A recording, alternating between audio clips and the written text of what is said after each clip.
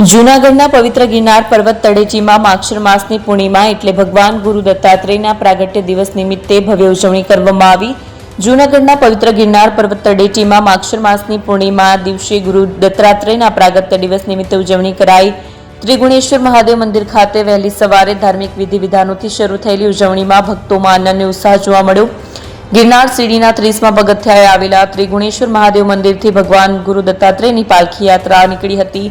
પવિત્ર ભવનાથ તળેટીમાં વિવિધ મઠો અને આશ્રમો સાથે યાત્રા આગળ વધી હતી। મૃગીકુંડ ખાતે ભગવાનનું પવિત્ર સ્નાન કરાવવામાં આવ્યું બાદ યાત્રા ફરી ત્રિગુણેશ્વર મહાદેવ મંદિરે પહોંચીને પૂર્ણ થઈ હતી। પૂજા અર્ચના અને પાલખી યાત્રા પૂર્ણ થયા બાદ સાધુ સંતોનો ભંડારો યોજાયો। આ પ્રસંગે સાધુ સંતોને ઢાબળા વિતરણ અને દક્ષિણા પ્રદાન કરીને ભક્તોને ભક્તિભાવ સાથે સેવા કરી હતી।